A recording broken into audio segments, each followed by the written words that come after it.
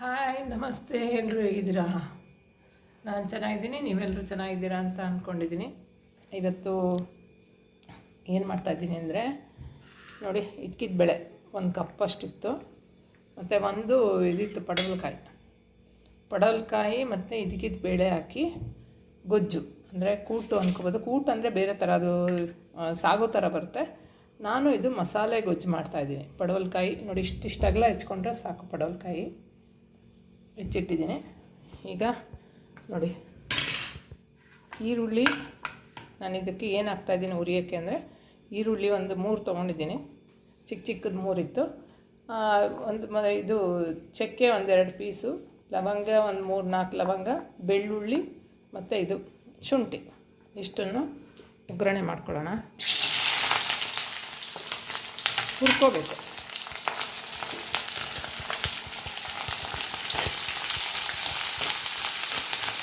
ನಾನ್ stick ಪಾತ್ರೆಗಳೆಲ್ಲ ಭಯ ಆಗುತ್ತೆ. ಈಗ ನಾನ್ ಸ್ಟಿಕ್ಕು ಪಾತ್ರೆ ನಾನು ಯೂಸ್ ಮಾಡ್ತಾಯಿಲ್ಲ. ಈಗ ನಮ್ಮ ಮನೇಲಿರೋ ಕಬ್ಬಿಣದ ಬಾಣಲಿನೇ ಯೂಸ್ ಮಾಡ್ತಾಯಿದ್ದೀನಿ.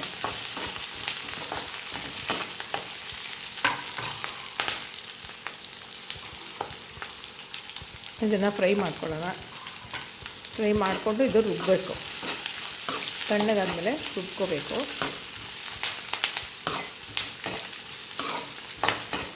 ಸ್ವಲ್ಪ ಕೆಂಪಗಾಗಲಿ. ಕೆಂಪಗಾಗಿದೆ, ಈರುಳ್ಳಿ ಬೆಂದಿದೆ.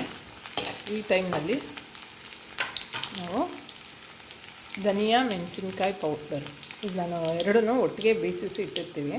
ಧನಿಯಾ ಮೆಣಸಿನ್ಕಾಯಿ ಪೌಡರು ನೀವು ಬೇರೆ ಬೇರೆ ಬೇಕಾದರೆ ಇದ್ದರೆ ಹಾಕೋಬೋದು. ನಮ್ಮ ಮನೆಗೆ ಖಾರ ನಾನು 1 ಸ್ಪೂನಷ್ಟು ಹಾಕ್ಕೊಳ್ತೀನಿ. ಸ್ವಲ್ಪನೇ ಮಾಡ್ತಾ ಇರೋದು ಇವತ್ತು. ನೋಡಿ, ಇವಾಗ ಆಫ್ ಮಾಡಿಬಿಡೋಣ. ಆಫ್ ಮಾಡಿಬಿಟ್ಟು ಇದು ತಣ್ಣಗಾದ್ಮೇಲೆ ಇದು ಸ್ವಲ್ಪ ಅದು ಖಾರದ ಪುಡಿ ಏನಿದೆ ಅದು ಆಫ್ ಮಾಡಿದ್ಮೇಲೆ ಸ್ವಲ್ಪ ಈ ಥರ ಹುರಿದ್ಬಿಟ್ರೆ ಸಾಂಬಾರು ತುಂಬ ಟೇಸ್ಟಾಗಿರುತ್ತೆ. ಯಾಕಂದರೆ ಎಣ್ಣೆಲಿ ಫ್ರೈ ಮಾಡಿರ್ತೀವಲ್ವ, ಸಾಂಬಾರು ತುಂಬ ಟೇಸ್ಟಾಗಿರುತ್ತೆ. ಇದಕ್ಕೆ ಯಾವಾಗಲೂ ಅಷ್ಟೇ ಈರುಳ್ಳಿ ಜೊತೆನೇ ಹಾಕೊಂಬಿಡಿ, ಹುರ್ಕೊಂಡ್ರೆ ಚೆನ್ನಾಗಿರುತ್ತೆ. ಈಗ ಮಿಕ್ಸಿ ಜಾರ್ಗೆ ಒಂದು ಸ್ವಲ್ಪ ತೆಂಗಿನಕಾಯಿ, ಚಿಕ್ಕ ಹೋಳಲ್ಲಿ ಒಂದು ಅರ್ಧ ಹೋಳು, ಸ್ವಲ್ಪನೇ ತೆಂಗಿನಕಾಯಿ ಮತ್ತು ಒಂದು ಅರ್ಧ ಸ್ಪೂನ್ ಹುರ್ಗಡ್ಲೆ. ಯಾಕಂದರೆ ಇದು ಸ್ವಲ್ಪ ನೀರು ಬಿಡುತ್ತೆ ಈ ಕಾಯಿ, ಅದರಿಂದ ಸ್ವಲ್ಪ ಹುರ್ಗಡ್ಲೆ ಹಾಕ್ಕೊಂಡಿದ್ದೀನಿ. ಫಸ್ಟ್ ಇದನ್ನು ಪೌಡ್ರ್ ಮಾಡಿಕೊಂಡು ಆಮೇಲೆ ಇದನ್ನು ನಾವೇನು ಹುರಿದಿರ್ತೀವಿ ಇದನ್ನು ಎತ್ತಿ ಇದಕ್ಕೆ ಹಾಕ್ಬಿಟ್ಟು ಚೆನ್ನಾಗಿ ನುಣ್ಣಗೆ ರುಬ್ಕೊಳ್ಳೋಣ. ಕೊತ್ತಂಬರಿ ಸೊಪ್ಪು ಹಾಕ್ಬಿಟ್ಟು ರುಬ್ಕೊಳ್ಳೋಣ. ಲಾಸ್ಟಲ್ಲಿ ಹಾಕಿ ಕೊತ್ತಂಬರಿ ಸೊಪ್ಪು ಮೇಲೆ ಸ್ವಲ್ಪ ದಪ್ಪ ಆಡಿಸಿದ್ರೆ ಚೆನ್ನಾಗಿರುತ್ತೆ ಕೊತ್ತಂಬರಿ ಸೊಪ್ಪು. ಅದರಿಂದ ಈಗ ರುಬ್ಕೊಂಡು ನಿಮಗೆ ಒಗ್ಗರಣೆಗೆ ತೋರಿಸ್ತೀನಿ. ನೋಡಿ, ಒಂದು ಪಾತ್ರೆ ಇಟ್ಟಿದ್ದೀನಿ. ಈಗ ಎಣ್ಣೆ ಹಾಕಿದ್ದೀನಿ. ನೋಡಿ, ಈಗ ಟೊಮೊಟೊ ಹಾಕೋಣ.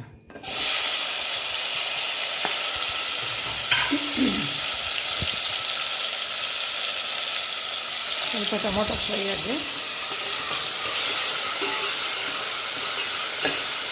ಇದಕ್ಕೆ ಜಾಮೂನ್ ಟೊಮೊಟೊನೇ ಹಾಕಬೇಕು. ನೀವು ಹುಳಿ ಟೊಮೊಟೊ ಹಾಕ್ಬೇಡಿ, ಹುಳಿ ಆಗಿಬಿಡುತ್ತೆ ತುಂಬ. ಜಾಮೂನ್ ಟೊಮೊಟೊ ಹಾಕಿದ್ರೆ ಟೇಸ್ಟ್ ಚೆನ್ನಾಗಿರುತ್ತೆ.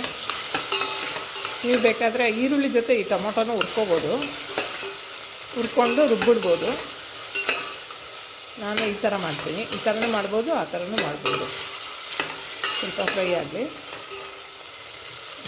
ಅರಿಶಿನ ಪುಡಿ ಹಾಕೋಣ. ಸ್ವಲ್ಪ ಅರಿಶಿನ,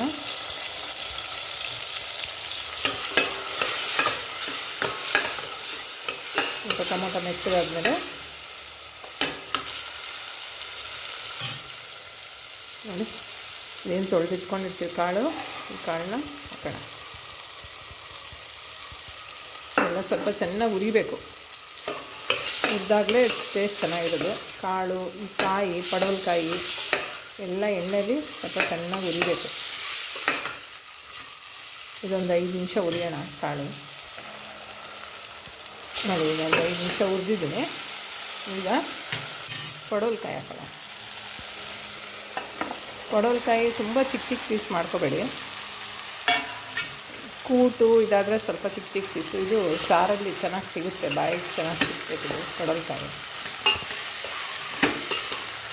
ಕಾಳು ಇನ್ನೊಂದು ಸ್ವಲ್ಪ ಹಾಕಿದ್ರೂ ಚೆನ್ನಾಗಿರುತ್ತೆ. ನೀವು ಇದೇ ಮೆಥಡು ಕಡಲೆಬೇಳೆಯಲ್ಲೂ ಮಾಡ್ಬೋದು. ನೀವು ಕಡಲೆಬೇಳೆ ಹಾಕ್ಕೊಂಡು ನನಗೆ ಕಡಲೆಬೇಳೆಗಿಂತ ಇಕ್ಕಿದ ಬೇಳೆ ತುಂಬ ಇಷ್ಟ. ಉದ್ದಿನಬೇಳೆ ಪಡವಲಕಾಯಿ ಹಾಕಿ ಇದು ತುಂಬ ಇಷ್ಟ. ಸ್ವಲ್ಪ ಉರಿಯೋಣ.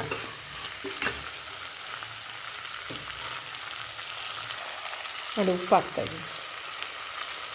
ಸ್ವಲ್ಪ ಚೆನ್ನಾಗಿ ಉರಿಬೇಕು ಕಾಯಿ. ಹಸಿ ಸ್ಮೆಲ್ ಏನಿದೆ ಅದು ಹಸಿ ವಾಸನೆ ಅದು ಹೋಗ್ಬೇಕು.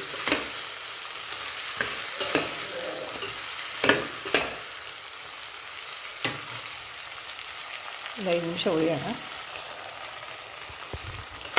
ನೋಡಿ ಪಡವಲಕಾಯಿ ಉದ್ದಿನಬೇಳೆ ಹಾಕಿ ಚೆನ್ನಾಗಿ ಹುರಿದ ಮೇಲೆ ನೋಡಿ ಕಾಯೆಲ್ಲ ಚೆನ್ನಾಗಿ ಹುರಿದಿದ್ದೀನಿ.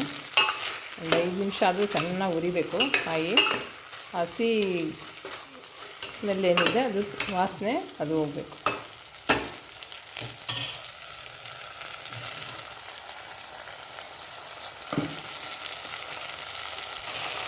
ಈಗ ರುಬ್ಬಿರೋ ಅಂಥ ಮಸಾಲೆ ನೋಡಿ ಈ ಥರ ನುಳ್ಳಗೆ ರುಬ್ಕೊಂಡ್ರೆ ಚೆನ್ನಾಗಿರುತ್ತೆ. ರುಬ್ಬಿರೋಂಥ ಮಸಾಲೆ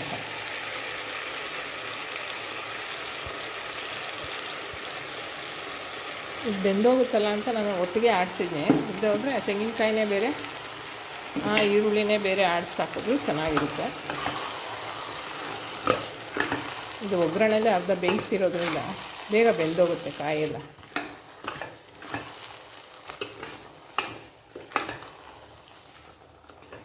ಮಸಾಲೆ ಚೆನ್ನಾಗಿ ಉರಿಯೋಣ ಸ್ವಲ್ಪ, ಯಾಕಂದರೆ ಹುರಿದಿರ್ತೀವಲ್ಲ ಸ್ವಲ್ಪ ತೆಂಗಿನಕಾಯಿ ಹಸಿ ಇದಲ್ವ ಹಾಕಿರೋದು, ಅದಕ್ಕೆ ಸ್ವಲ್ಪ ಉರಿಯೋಣ.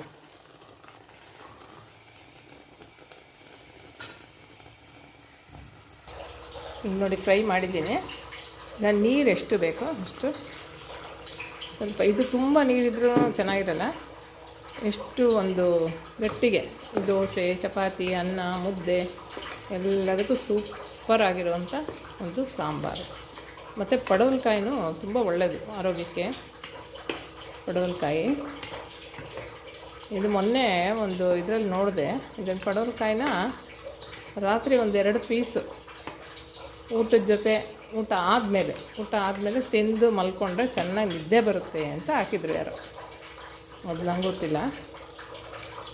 ಒಂದು ಸ್ವಲ್ಪ ಬೇಯೋವರೆಗೂ ಒಂಚೂರು ಗಟ್ಟಿಯಾಗತ್ತೆ. ಇಷ್ಟಿದ್ರೆ ಸಾಕು.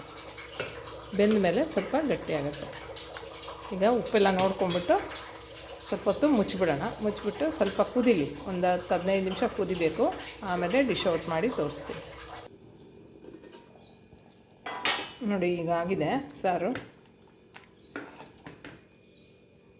ನೋಡಿ ಎಣ್ಣೆ ಎಲ್ಲ ತೇಲ್ಕೊಂಬಂದಿದೆ. ಇಷ್ಟು ಒಂದು 10 ನಿಮಿಷದಷ್ಟು ಕುದಿಸಿದ್ದೀನಿ ನಾನು. 10-15 ನಿಮಿಷ. ಸಾರು ಯಾವಾಗ ಬೇಯಿಸ್ತೀವಿ ಆವಾಗ ರುಚಿ ಜಾಸ್ತಿ. ಯಾವುದೇ ಸಾರಾದರೂ ಚೆನ್ನಾಗಿ ಖಾರ ಬೇಯಿಸಬೇಕು. ಫಸ್ಟ್ ಉರಿಬೇಕು, ಆಮೇಲೆ ಸಾರು ಸ್ವಲ್ಪ ಬೇಯಿಸಬೇಕು. ಓಕೆ, ನೀವು ಡಿಶ್ ಔಟ್ ಮಾಡಿ ತೋರಿಸ್ತೀನಿ. ನೋಡಿದ್ರೆ ಇಷ್ಟು ಪದ ಇದ್ದರೆ ಸಾಕು. ದೋಸೆ, ಚಪಾತಿ ಇದಕ್ಕೆಲ್ಲ ತುಂಬ ಚೆನ್ನಾಗಿರುತ್ತೆ. ಇದು ಕಾಯಿ ನೋಡಿ ಇಷ್ಟಿಷ್ಟಾಗಲ ಕಟ್ ಮಾಡ್ಕೊಳ್ಳಿ, ಚೆನ್ನಾಗಿರುತ್ತೆ ತಿನ್ನೋಕ್ಕೆ. ತುಂಬ ಸಣ್ಣದು ಬೇಡ, ಇಷ್ಟು ದಪ್ಪ ಇದ್ದರೆ ಸಾಕು. ಓಕೆ, ಇವಾಗ ಮಾಡ್ಕೊಳ್ಳಿ, ಚೆನ್ನಾಗಿರುತ್ತೆ. ಪಡವಲಕಾಯಿ ಆರೋಗ್ಯಕ್ಕೆ ಒಳ್ಳೆಯದು ಅಂತ ಹೇಳ್ತಾ ಈ ವಿಡಿಯೋ ಮುಗಿಸ್ತೀನಿ. ಹರಿ ಓಂ, ಜೈ ಭಾರತ್ ಮಾತಾ.